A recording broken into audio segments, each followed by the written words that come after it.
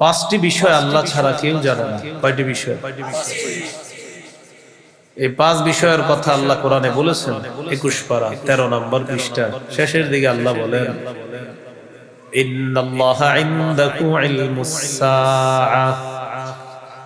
এক নম্বর, আল্লাহর কাছেই কিয়ামতের জ্ঞান। এটা কোনো মানুষের কাছে নেই। এই বিষয়টা মানুষ জানে না, আল্লাহ ছাড়া কেউ জানে না, নবীরাও জানে না। দুই নম্বর, ওয়ায়ুনাজ্জিলুল গায়স। তিনি বৃষ্টি অবতীর্ণ করবেন, কখন কোন জমিনে কি পরিমাণ তিনি জানে। মাঝে মাঝে আমরা দেখি একটু পরে মনে হয় ফাটায় ফেলবে বৃষ্টি, কিন্তু হয় না। তো হবে কিনা এটা আল্লাহ জানে। তিন নম্বর, ওয়ায়ালামু মা ফিল আরহাম। মায়ের পেটে সন্তান, রেহেমে যে সন্তান আছে, এই সন্তান ছেলে হবে না মেয়ে হবে আল্লাহ জানেন। তাহলে আল্ট্রাসাউন্ড করলে যেটা, সেটা তো সন্তানের রূপ আসার পরে। সন্তানের রূপ আসার আগে পারলে কাউরে বলতে বললেন কি হবে, এটা কেউ পারবে না। এটা কে জানেন? একমাত্র চার নাম্বার, ওয়ামা তাদরি নাফসুম মাযা তাকসিবু গাদা। কোন মানুষ জানে না সে আগামীকাল কি উপার্জন করবে। আপনার টার্গেট হলো আমার ডেইলি যে পরিমাণ ব্যবসা হয় তো ১-১.৫০০ হয়, কালকে একটু ভালো অবস্থা হইতে পারে ২,০০০-২,৫০০ হয়ে গেছে, ৫,০০০ হইতে পারে। এটা যে হবে এটা আপনি জানেন না, জানেন আল্লাহ। আবার একদিন বলবেন আপনার আব্বা আম্মাকে, কালকে ব্যবসা ইনশাল্লাহ আশা করা যায় ভালো হবে, খুব আশাবাদী আপনি, কারণ এমন একটা দিন ব্যবসা ভালো হয় সাধারণত সচরাচর হয়নি। এই জন্য আগামীকাল কি উপার্জন করবে কোন মানুষ এটা জানেন আল্লাহ। আশাবাদী হওয়া খারাপ না, বাকি কালকে আসলে আমি কি করতে পারবো না পারবো এটা আল্লাহ জানেন। ওয়ামা তাদরি নাফসুম বিআই আরদিন তামুত। কোন মানুষ জানে না সে কোথায় কোন জমিনে মৃত্যুবরণ করবে, এটা জানে একমাত্র আল্লাহ। তো এই পাঁচটার মধ্যে একটা হলো কিয়ামত। আর এই বিষয়ে কাফেররা মতভেদ করে, আল্লাহ বলে তাদের এই মতভেদ কখনো সঠিক না, অচিরে জানবে কিয়ামত হবে কিনা। বুঝে আসছি নি? সূরা নাবার ৪-৫ নম্বর আয়াত। তো আল্লাহ তাআলা কিয়ামত বিষয়ে কিছু প্রমাণ পেশ করবেন। কিয়ামত যে হবে, আমাদেরকে যে পুনরুত্থান করবে আল্লাহ, আর এটা যে আল্লাহর কাছে সহজ, এই ব্যাপারে ভরি ভরি প্রমাণ আমাদের চোখের সামনে আছে। প্যান্ডেল থেকে বের হওয়ার পর আকাশের দিকে তাকাইবেন আর নিচের দিকে তাকাইবেন। তা আকাশের দিকে তাকান আর নিচের দিকে তাকান, তাকানোর পর দেখবেন যে আকাশের সৃষ্টিটা বড় না আপনি বড়? বলেন, আকাশের সৃষ্টি বড়। সূরা নাজিআতের ২৭ নম্বর আয়াতে আল্লাহ বলেন, আআনতুম আশাদ্দু খালকান আমিস সামা বানাহা। তোমাদের সৃষ্টিটা কি বিশাল না আসমান এটা বিশাল? দেখো তাকায়া কোন সৃষ্টিটা বড়, তোমাদেরটা না আসমানেরটা? তো আমরা আকাশে তাকায়া দেখি এত বড় সৃষ্টি, আর আমি একদম ক্ষুদ্র একজন। তো আমরা দেখে বলি কি আসমানেরটাই বেশি বড়। আল্লাহ বলেন বানাহা, এটা আমি আল্লাহ এইভাবে রাখছি। তো আমি আল্লাহ যদি আসমান এইভাবে রাখি, এত বড় সৃষ্টি, তুমি তো ছোট্ট একটা, তোমারে আবার পুনরুত্থান করা তো আমার কাছে কোনো ব্যাপার না। সূরা ইয়াসিন ৮১ নম্বর আয়াতে আল্লাহ বলেন, আওয়ালাইসাল্লাযী খালাকাস সামাওয়াতি ওয়াল আরদা বিকাদিরিন আলা আন ইয়াখলুকা মিসলাহুম বালা ওয়া হুয়াল খাল্লাকুল আলীম।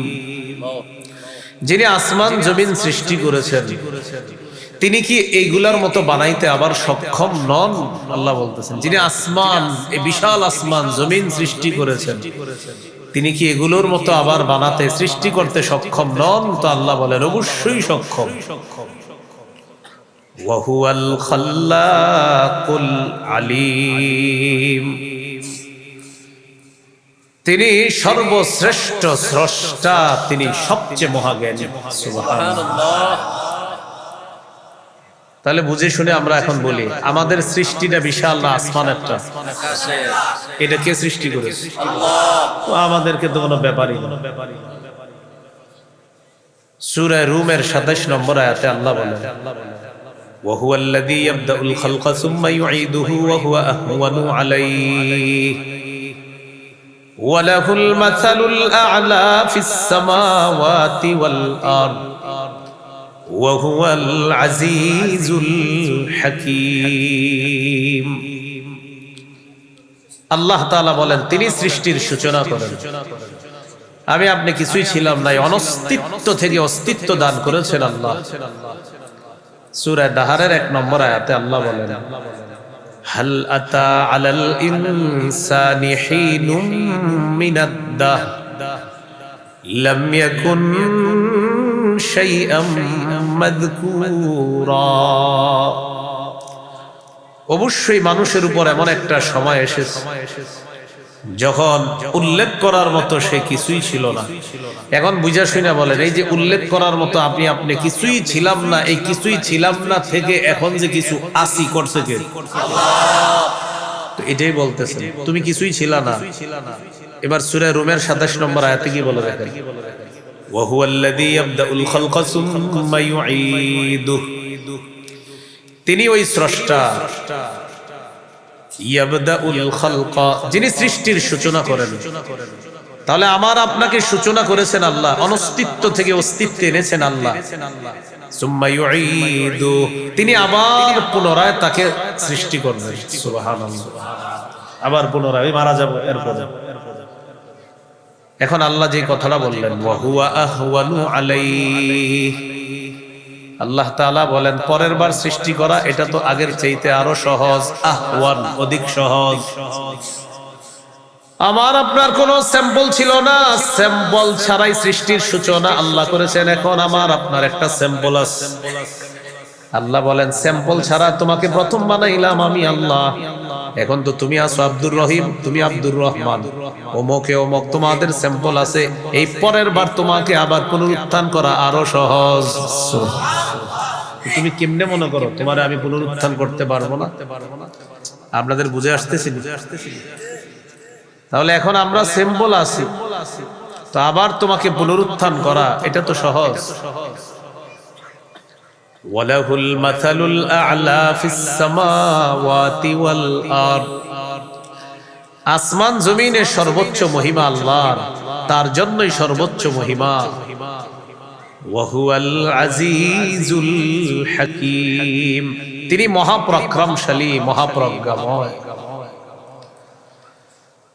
তাহলে আমাকে আপনি আবার পুনরুত্থান করা আল্লাহর কাছে কঠিন না আরো সহজ? এবার আঙ্গুলের মাথাগুলা দেখেন সবাই, আঙ্গুলের মাথা দেখছেন নি? হ্যাঁ, আচ্ছা, এটা দেখি দেই। এখানে আমরা যারা আছি সবাই মনে করেন চেহারা একরকম, সবার কথার কথা ধরে নেন একরকম চেহারা, দেখতে একরকম, লম্বা একরকম, শরীর একরকম, আঙ্গুলের ছাপ মিলবে? আল্লাহ তাআলা বলেন ওয়ালা কাদিরিনা আলা আন নুসাউবিয়া বানানা, দুনিয়ার মধ্যে যার আঙ্গুল আমি যাকে দিয়েছিলাম কিয়ামতের ময়দানে ওই সাপওয়ালা আঙ্গুলের মাথাটা অবিকল ওই মানুষটাকে আমি আল্লাহ আবার দিতে সক্ষম। সাপ মিলে না তোমাদের কারোটা? অবাক হয়ে গেছে, এটা আল্লাহ কেন বললেন? আমাদের ইয়াকিন, আমাদের বিশ্বাস পাকাপোক্ত করার জন্য। মানুষ তোমার যে মাথার সাপগুলা সারা দুনিয়া এক করলেও তো তোমরা এই সাপ মিলাইতে পারবে না। ওই সাপওয়ালা আব্দুর রহমান যে, সাপওয়ালা আব্দুর রহিম যে, ওরে ওর আঙ্গুলের মাথাওয়ালা, ওই মাথাওয়ালা আঙ্গুলটা ওকেই দান করবে। এটা আমি আল্লাহ, এত মারাত্মক একটা জিনিস যেটা পৃথিবীর কেউ পারে না নকল করতে, এটাও আমি আল্লাহ যখন তোমাকে দিব তো তোমার বডি তো আমার কাছে ব্যাপার না।